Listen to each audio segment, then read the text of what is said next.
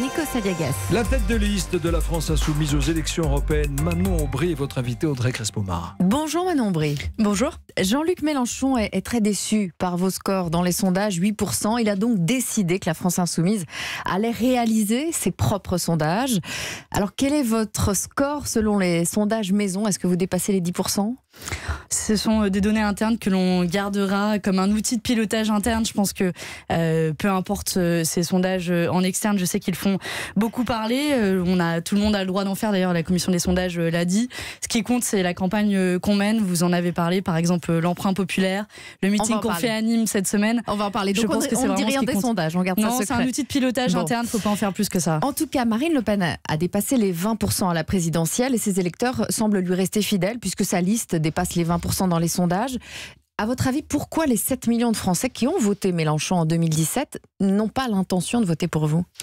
La plupart d'entre eux, pour être honnête, n'ont même pas l'intention d'aller voter du tout. Et c'est bien l'enjeu premier de cette élection, c'est de faire en sorte qu'un maximum d'électeurs se déplacent le 26 mai pour aller voter. Mais les électeurs de la France insoumise voteraient moins que les autres, c'est ce que vous dites? Exactement. En tout cas, c'est ce que disent les sondages, ces fameux sondages, si on les croit. Et moi, j'ai envie de dire à tous ceux qui hésiteraient à aller voter le 26 mai, j'ai envie de leur dire deux choses. La première, c'est ne laissez pas Emmanuel Macron remporter la bataille. Notamment, ne laissez pas le laissez pas gagner sur un certain nombre de réformes qui vont être annoncées juste après les élections européennes, comme la réforme des retraites. Et puis, n'oublions pas que l'Union européenne est présente dans notre quotidien. Par exemple, les céréales que vos auditeurs sont peut-être en train de manger ont été produites avec du glyphosate autorisé par l'Union européenne. Pareil pour se rendre ensuite au travail, les transports, l'accès aux transports publics. On sait qu'une directive a privatisé, par exemple, le rail et la SNCF et a conduit à la fermeture de petites gares. Voilà pourquoi il faut aller voter le 26 mai. Et voilà l'enjeu principal, je pense, de cette élection. Alors, la France insoumise et le Rassemblement national sont les deux partis qui ont manifesté le plus de soutien aux Gilets jaunes. Pourquoi le parti de Marine Le Pen en tirerait les bénéfices et pas la France insoumise? Alors déjà, je pense que la tentative de nous mettre dos à dos n'est pas prouvée dans les faits. C'est vous qui avez apporté le plus de soutien aux Gilets jaunes, ces deux partis. Oui, je pense que là, le Rassemblement national, ça fait bien des semaines qu'on les a pas entendus parler des Gilets jaunes. Et il y a un signe qui ne trompe pas. Il y a un signe qui ne trompe pas, c'est que le Rassemblement national n'est pas pour l'augmentation du SMIC, n'est pas pour le rétablissement de l'ISF, n'est pas pour un changement institutionnel. Bref, ne partage pas le mouvement des Gilets jaunes. Voilà, après, vous dire qui profite du scrutin, c'est avoir une vision électoraliste des choses. Je sais juste que les propositions qui sont mises sur la table par les Gilets jaunes font écho aux propositions de la France insoumise, que ce soit en matière de partage des richesses ou partage du pouvoir. Alors, une partie de vos électeurs aurait décidé de voter pour l'écologie. Yannick Jadot est d'ailleurs au-dessus de vous dans les sondages. Vous, sur l'écologie, je me permets de corriger, mais bon, on verra le résultat. On verra. Vous vous dites que pour mener une vraie politique écologique, il faudrait obligatoirement sortir des traités européens. Vous souhaitez que la France quitte l'Union européenne? Vous souhaitez le Brexit? Ce n'est pas du tout la même chose. Vous voyez qu'on parle des traités européens. Si nous voulons avoir une politique écologique conséquente, il y a des freins posés par les traités européens actuels. Parmi ces freins, on trouve l'inscription du libre-échange dans l'ADN même des traités européens, ce qui fait qu'on organise un grand déménagement du monde en faisant venir des marchandises de l'autre bout du monde. Je vais au bout de ma démonstration, parce que celle-là est importante. Les autres contraintes posées par les traités, c'est la règle des 3% de déficit, qui fait qu'on ne peut pas investir massivement dans la transition écologique, qu'on est contraint par cette règle, alors qu'il faut beaucoup d'argent. On peut vivre avec 3% de déficit, mais on ne peut pas vivre avec 3 degrés de réchauffement climatique. Je vous ai donné 2 exemples de contraintes, je pourrais en citer d'autres. Nous, ce que nous disons, c'est qu'il faut user du rapport de force que représente la France, 18% de l'économie européenne, pour changer ces règles, pour rompre avec ces règles de l'intérieur. Et donc, ça veut dire soit on change collectivement les traités, soit on les change avec d'autres. Mais quoi qu'il arrive, nous n'appliquons plus ces règles. Sinon, nous ne pouvons pas faire de l'écologie une politique conséquente. Tous ceux qui disent l'inverse ne font que mentir, parce que sinon, nous sommes coincés et nous ne pouvons pas faire cet investissement nécessaire. Manon Aubry, hier, Jean-Luc Mélenchon a lancé un emprunt populaire pour financer votre campagne. Vous avez déjà recueilli 300 000 Je me permets de corriger la France insoumise, qu'on personnalise souvent le mouvement autour de Jean-Luc Mélenchon, mais nous sommes un mouvement politique et pas juste Jean-Luc Mélenchon qui a lancé un emprunt. Ça vous dérange? qu'on parle autant de lui, non, manifestement. Il y a eu une petite musique la semaine dernière avec un certain nombre de médias qui résumaient, qui disaient la France insoumise, Jean-Luc Mélenchon reprend la main, etc. Une petite musique misogyne d'un certain nombre de médias, jusqu'à l'Obs qui a invisibilisé les femmes têtes de liste aux élections européennes. Je sais que nous ne sommes pas nombreuses, nous ne sommes a priori que 2 ou 3. Ça vous vexe, ça? Non, je pense que ça résume les travers de la Ve République de personnalisation et une façon de faire de la politique qui est extrêmement misogyne. Et moi, je me bats contre ça. Et sur l'emprunt populaire, 300 000 euros. Hein. On a, en moins de 24 heures, en effet, collecté plus de 300 000 euros. Le concept est assez simple,